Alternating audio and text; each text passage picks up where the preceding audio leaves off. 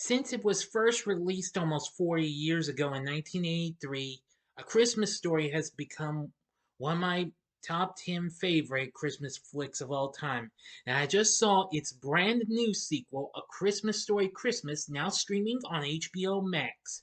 But is it anywhere as good as the original, or is this just a big ho ho ho of a letdown like A Christmas Story 2, which I have seen, but I doubt I'll ever review? Well, find out right now in this spoiler free review right now. Ho, ho, ho, ho. This is Big D's Entertainment Rankings and Reviews. Ho, ho, ho.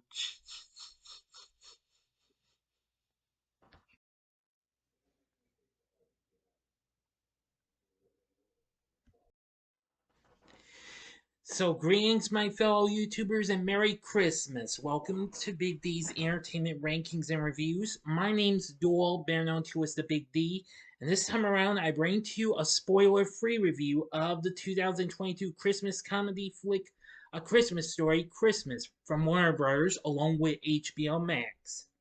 The film was directed by Clay Cadis with a script he co-wrote with Nick Schenk from an original story co-written by Schenk and Peter Billingsley, who returns as Ralphie in this legacy sequel to the classic A Christmas Story.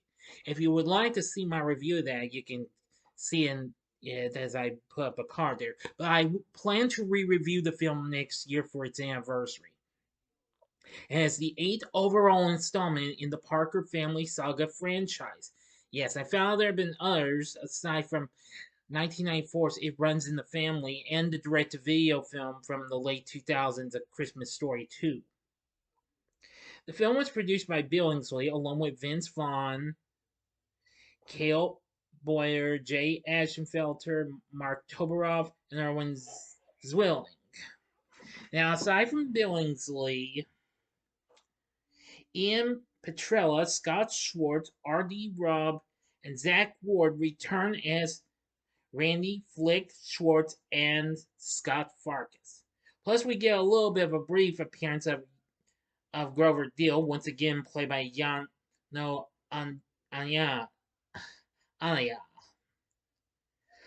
Now, there's also Erinn Hayes, River Dorsch, and Julianna Layne. And Julie Hagerty playing Ralphie's mother this time. Well, after the old man dies, Ralphie takes his family to his childhood home, reuniting with his mom and old friends while being tasked to deliver a memorable Christmas. Now, of course, this film came out last month on HBO Max.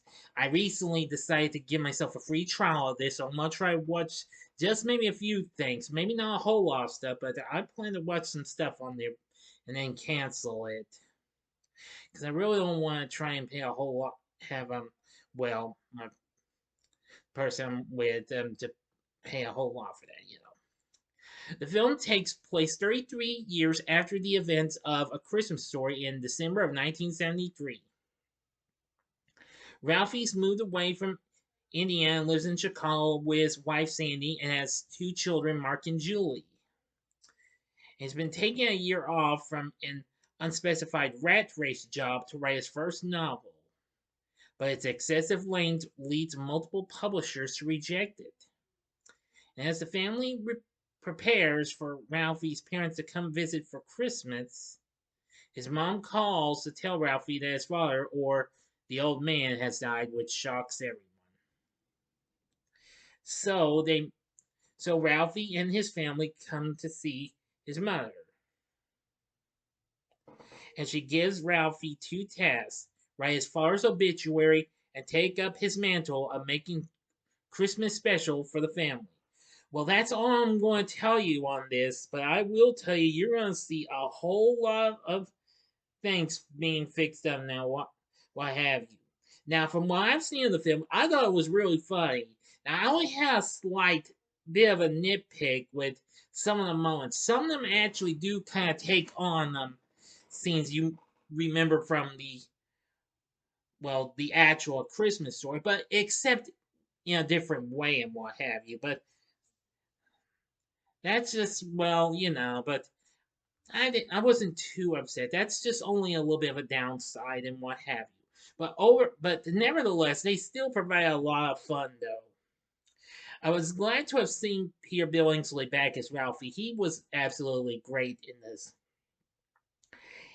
Ian Petrella once again plays Ralph's kid brother, Randy. We unfortunately don't get to see much of him. Yeah, which that's kind of another bit of a down nitpick for me. But at least we have Scott Schwartz back as Flick and Artie Robb as Schwartz, Ralph's childhood friends. Who, yes, go on a little bit of a nerd there, but no, but this time no sticking a tongue to the post or anything. You're gonna have to see the movie. Zack Ward is back as Scott Farkas, Ralph's former childhood bully, who, well, I won't tell you what he's become. Just watch the movie. But as for the new appearances, we have Julie Hagerty playing Mrs. Parker, Ralphie's mother, and I gotta say, she was very, very good in that role. Erinn Hayes plays Sandy, Ralph's wife. She was good, and their kids, um, Ralph and Sandy's kids, Mark, played by River Drosche, hope I pronounced that, and Julie, played by Julianna Layne, were absolutely really good as well. So anyway, I think the cast was really good, and what have you. Anyway, the film has gotten good reviews and what have you. According to Rotten Tomatoes, it says it isn't as much fun as an official Red Ryder carbine action 200 shot range mile air rifle with a compass in the stock, and this thing that tells time. But A Christmas Story Christmas remains a sequel worth celebrating. Yes, I absolutely agree. It almost comes close to being as good, but just kind of, well, you'll know what I mean when you see the film. But I really think it was absolutely very, very good. And the music from Jeff Morrow was real good too. You'll hear some familiar Christmas tunes along the way throughout the film. And you'll see what Flick and Schwartz now do now that they're growing up and what have you. You do get to see maybe a few flashbacks to the first film and to A Christmas Story. Anyway, I think A Christmas Story Christmas is worth a watch. If you've got HBO Max, then I would highly recommend it. So, anyway, I think this was probably a much good sequel. Now, I had seen the direct-to-video Christmas Story 2, but I wasn't really too impressed with it. I mean, I appreciate them having Daniel Stern from Home Alone in that. I can't guarantee a review on that, though. But maybe I will rewatch it, whatever. Just stay tuned. Maybe next year I'll do it when I celebrate 40 years of A Christmas Story as I re-review the classic itself. So anyway, I think A Christmas Story Christmas was very funny. Great cast, a pretty good story, great direction, great music, and what have you. So for my score, I'm going to give A Christmas Story Christmas 4.5 stars. On a scale of 1 to 10, I'm going to give it a 9. So, what are your thoughts on A Christmas Story Christmas? Let me know in the comment section below. If you like this video, click the like button, subscribe, and be a part of the Big D Nation.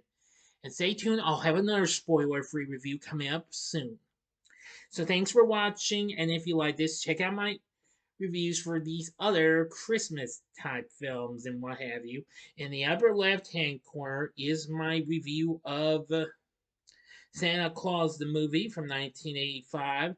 The upper right hand corner is my review of one of my absolute favorite holiday flicks, and that would be It's a Wonderful Life.